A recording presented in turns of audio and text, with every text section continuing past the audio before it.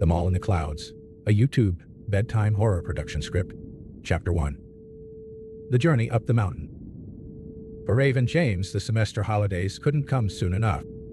The 21-year-old university student from Singapore had spent months buried under lecture slides, assignments, and exam papers. By the time his final exam ended, he wanted only one thing: to escape. A week earlier, he'd spotted a simple advertisement online: direct coach, Singapore to Genting Highlands. The journey would take almost 8 hours, but the ticket cost only 60 ringgit. For a student surviving on a strict budget, it was a saving grace. He booked it immediately. With a room at the First World Hotel costing less than 100 ringgit a night, the trip was a perfect affordable getaway, where the mountain weather promised a cool relief from the tropical heat. Most importantly, Raven had a deeply personal reason for choosing the peak. His older cousins never stopped talking about it during family gatherings, but their nostalgia was always shadowed by a quiet tragedy. Back in the winter of 2002, his cousin's younger brother, Lucas, had wandered away from the family near the old outdoor plaza. Despite a massive search effort through the dense ravines, Lucas was never found, leaving behind only a void and a collection of old home videos. Raven grew up listening to stories of the indoor rides, the giant shopping plaza, the cable cars, and the strange magic of stepping from tropical Malaysia into a world permanently hidden among the clouds. The coach departed Singapore just after midnight. While the other passengers slept, Raven stared out the window, watching the city lights slowly dissolve into an endless stretch of highway darkness. By dawn, the rugged green silhouettes of the Taitiwangsa Mountains appeared on the horizon. The bus began its steep, winding climb through thick, primeval rainforest. Mist drifted lazily between the ancient trees. The temperature dropped so rapidly that passengers who'd boarded in t-shirts began reaching for thick hoodies. Raven pressed his forehead against the glass. The mountain air felt heavy, pregnant with a quiet power. The further they climbed, the more the world below vanished beneath a thick ocean of white clouds. When he finally checked into the First World Hotel, he dropped his backpack beside the bed and peered out the window.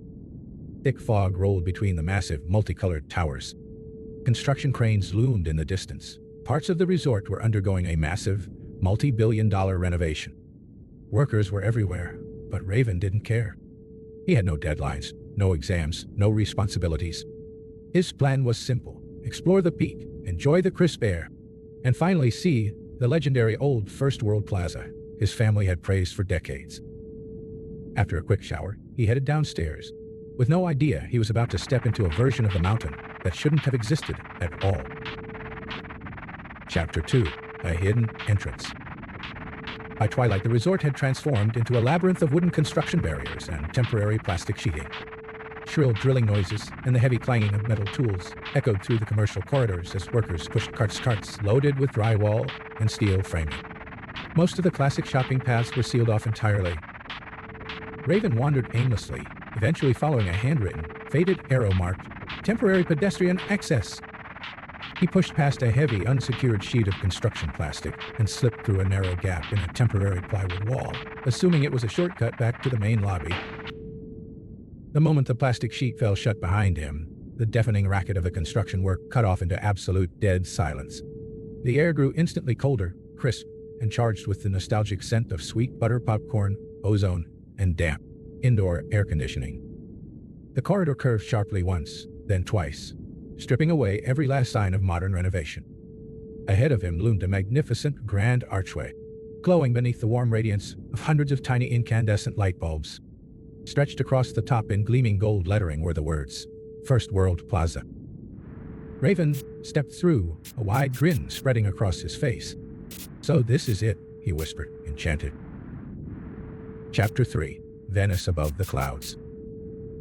The first thing that captured his attention was the sound of gently lapping water. It wasn't a modern water feature or a decorative shopping mall pond. It was a genuine, flowing canal running straight through the heart of the indoor plaza. Crystal clear water moved lazily beneath elegant, arched stone bridges. Pristine Venetian gondolas drifted smoothly across the surface, guided by upright gondoliers wearing vintage striped shirts and straw hats. Soft, melancholic Italian accordion music floated through the air, bouncing off the faux stone facades of the indoor shops. Raven walked onto one of the bridges, leaning over the painted iron railing. The water looked impossibly real, with thousands of shimmering coins resting at the bottom. The indoor sky overhead was a marvel of older production engineering, shifting with simulated twilight clouds that looked deep enough to fly through. A little girl, riding in a passing gondola, waved up at him enthusiastically. Raven smiled and waved back. Her mother immediately lifted a camera to her eye to snap a photograph, but Raven noticed it wasn't a smartphone. It was a bright yellow, plastic, disposable Fujifilm camera. He dismissed the detail, too distracted by the sheer scale of the illusion. For a brief moment, he forgot entirely that he was sitting on top of a mountain ridge in Malaysia. Chapter 4. Winter in the Tropics. As he followed the canal path, the air temperature plummeted even further, causing the skin on his arms to prickle with goosebumps. He found himself standing before the entrance of Snow World, designed to look like a quaint, snow-capped alpine village. Raven expected a typical, dated tourist attraction, perhaps a slightly chilled room with a few foam-blowing machines and a plastic snowman. But the moment the heavy double wooden doors creaked open, a blast of genuine sub-zero winter air struck his face. Real, delicate snowflakes were drifting from a simulated night sky. They landed softly on the sleeves of his jacket, melting into water droplets. Children were laughing, building actual snowmen on a thick, powdery blanket of frost, while teenagers raced down sweeping icy slopes on rubber tubes. Raven exhaled, watching his breath form a thick, white plume of vapor in the air. But as he looked past the immediate play area, his breath hitched. Rising in the background was a breathtaking, hyper-realistic mountain vista. Raven stared, a chill running down his spine that had nothing to do with the temperature. He could swear he was looking at the exact same majestic alpine view he'd seen on a family holiday to Switzerland a few years ago. He remembered it vividly. It had been so profoundly majestic. He stood there, utterly bewildered, wondering how the resort could possibly have engineered a layout that made it look as though a massive, real mountain range was trapped inside the building. Outside these walls, a humid, tropical rainforest wrapped around the mountain. Inside, an unyielding winter ruled. It felt entirely impossible, yet every sense insisted it was real. Chapter 5. The Tower and the Glitch. If Snow World had impressed him, the central atrium left him stunned. Rising through the center of the plaza like a golden giant was a massive scale replica of the Eiffel Tower. Vibrant, bustling restaurants and outdoor-style cafes surrounded its base. Couples posed hand-in-hand along the perimeter, and children pointed upward into the artificial sky in amazement. Thousands of warm, golden lights shimmered across the intricate steel framework, casting long, dramatic shadows across the polished tile floors. The tower felt massive, far more elegant and alive than any travel documentary had ever portrayed. Raven spent hours losing himself in the endless maze of retro arcades, bright neon toy shops, and whirring carnival rides. But as he stood near the base of the tower, the first visual anomaly caught his eye. A toddler, a few yards away, dropped a bright pink scoop of ice cream onto the polished floor tile. Raven stepped forward to help, but before he could move, the ice cream vanished from the floor and reappeared on the child's cone, only for the toddler to drop it again in the exact same trajectory. Raven blinked, rubbing his eyes. He looked over at a nearby bench. A man in a bright neon windbreaker was reading a physical newspaper, turning the exact same page over and over, every 30 seconds. A cold prickle of unease replaced his wonder. The environment felt less like a bustling mall and more like a high-budget simulation, stuck on a broken, repeating reel. Chapter 6. The Food Court Anachronism. Eventually, the exhausting hours of walking caught up to him, and a profound hunger set in. He didn't need to look for a map. The rich, intoxicating aroma of authentic Malaysian cuisine found him first. The unmistakable scent of fresh, coconut-infused nasi lemak, the smoky char of kui teh tossed over a roaring flame, freshly grilled satay, and the creamy sweetness of teh tarik guided him toward a sprawling, cavernous food court. The entire dining area was blanketed in a gentle, rolling white mist that clung tightly to the floor tiles. Warm, yellow standby lights glowed through the haze. Hundreds of people filled the round tables, families laughing, friends chatting animatedly, children weaving between the chairs. Raven walked up to a stall, advertising nasi lemak. The vendor, an elderly man with a blank expression, handed him a steaming, fragrant plate wrapped in a banana leaf. Raven reflexively pulled out his smartphone, opening his banking app to scan a do-it-now QR code. The vendor didn't move. He simply stared at the glowing smartphone screen with total, vacant bewilderment, as if looking at an alien artifact. Cash only? Raven asked, feeling a bit awkward. He pulled out a modern, crisp plastic polymer 50 ringgit note. The vendor refused to touch it, staring right through it. Panicking slightly, Raven dug deep into the folds of his wallet. His fingers brushed against an old, crumpled, purely paper 10 ringgit note, left behind by his cousins from a trip decades ago. The moment he presented the faded paper note, the vendor smoothly took it without a word, sliding his change across the counter. Raven took his plate and a hot glass of teh tarik to a corner table. When he took his first bite, the food tasted flawless, the perfect balance of sweetness and fiery spice. But when he looked closer at a man eating laksa at the adjacent table, his stomach turned. The man was lifting a plastic spoon to his mouth with mechanical precision, chewing and swallowing contentedly. But the spoon was empty. Every single time. Chapter 7. Something feels wrong. Raven pushed his plate away, his heart beginning to thud heavily against his ribs. He looked around the massive food court, trying to find a single normal detail. The crowd was dense, yet he didn't see a single smartphone. No one was texting, no one was scrolling, and there wasn't a single glowing blue LED screen reflecting off anyone's face. Instead, several teenagers at a nearby table had plastic pagers clipped to their denim waistbands. Raven stood up, walking over to a nearby table where a middle-aged couple sat over 2 steaming clay pots. "Excuse me," Raven said politely, his voice tight. "How do I get back to the First World Hotel lobby? I think I took a wrong turn at the construction wall." There was no response. The couple didn't look up. They continued lifting empty forks to their mouths with perfectly synchronized, terrifying precision. Raven's brow furrowed. He walked to the next table, targeting a group of university-age students who were laughing loudly. "Hey guys, which way is the exit?" The laughter continued, but their eyes stayed fixed, straight ahead, never once landing on him. He tried a third table, then a fourth, his voice rising in panic.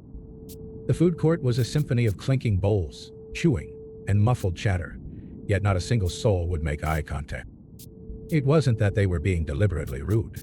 It felt as though he was passing through them entirely, unregistered by the living world. Chapter 8. The Voice in the Crickets. Then, the ambient noise of the food court began to distort, dropping in pitch like a slowing vinyl record. Through the heavy layer of floor mist, a sharp, rhythmic sound cut through the air. It was a cricket. A cricket sound made no sense inside a sealed, multi-level concrete shopping complex. Within seconds, the sound multiplied by the thousands, echoing violently off the faux stone walls of the atrium. Yet despite the deafening, unnatural chorus of nocturnal insects, not a single patron in the food court reacted. They continued to smile, chew, and nod in a terrifying silent loop. Then, buried beneath the wall of cricket chirps, a soft, ethereal voice drifted through the fog. It was gentle, patient, and carried a chillingly familiar tone. "Raven." His blood ran cold. He spun around, but there was no one near him. "Raven, this way." The breath caught in his throat. The voice didn't belong to a stranger. It carried the exact cadence, the exact boyhood lilt of his lost cousin, Lucas, sounding precisely like the old, degraded VHS family tapes his family wept over every holiday.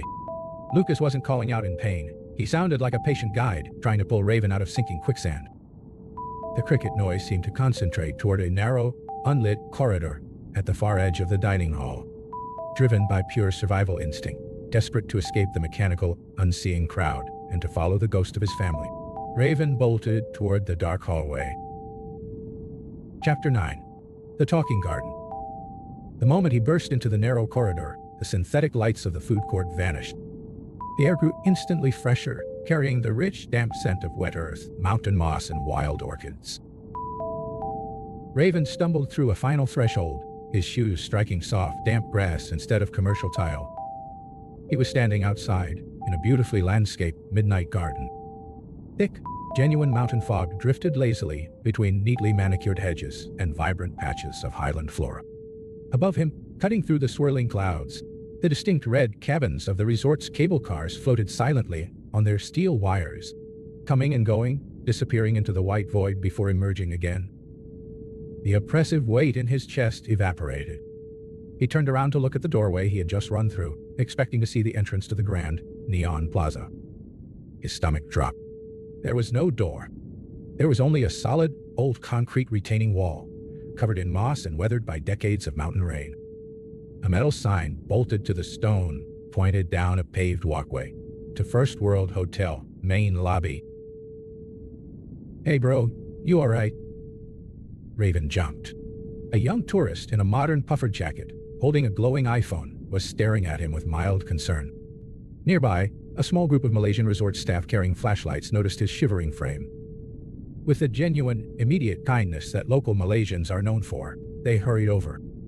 One of them offered him a warm windbreaker, while another handed him a bottle of water, speaking to him in a calm, grounding voice as they guided him along the lit, outdoor pathways back toward the main resort. Chapter 10. Checkout. The following morning, the bright, sterile lights of the modern First World Hotel lobby did little to comfort Raven. He hadn't slept a single wink. The modern Sky Avenue Mall bustled with regular tourists, utterly devoid of the magic he'd witnessed hours before. As he stood at the reception counter to settle his bill, he couldn't hold the secret in any longer. He leaned over the polished counter, his voice a low whisper, and recounted the entire impossible sequence to the young receptionist.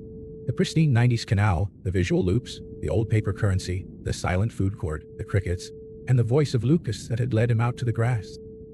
The receptionist's fingers froze over her keyboard. The polite corporate smile vanished from her face. She looked at Raven, her eyes wide with a quiet, knowing reverence. "Sir," she asked softly, "did you say you heard crickets right before you found the grass?" A sharp chill coursed down Raven's spine, millions of them. "And I heard my cousin, who went missing here in 2002. The receptionist slowly nodded, looking past his shoulder out the massive glass lobby windows, toward the rolling clouds swallowing the peaks. "You found the path to the talking garden." Raven frowned, gripping the edge of the counter. "What is that? Is it a hidden part of the renovation?" "No," she whispered, leaning in closer. The talking garden, Taman Berbikara, was a beautiful outdoor terrace from the resort's early days. It was torn up and built over years ago, during the structural expansions. But the elders who live on this mountain say the peak has a memory. It hoards everything it has ever consumed. It builds a trap out of the things we miss the most. She printed his receipt, her hand trembling slightly as she handed it across the desk. Every now and then, when the midnight fog rolls in at the exact right density, the mountain opens a path that shouldn't exist anymore. It plays an echo of the past for a single guest. "You're very lucky you followed your cousin's voice out to the crickets, mister. Some people stay in that mall forever, eating empty food, waiting for an exit that was demolished decades ago." As Raven walked out to the boarding platform for his coach back to Singapore, he stopped and looked back at the mountain one final time. The massive resort lay buried beneath a shifting ocean of white clouds. For a fraction of a second, high above the modern cable lines, he thought he saw the silhouette of an old vintage cable car, gliding silently through the mist. Then the wind shifted, the fog thickened, and it was gone.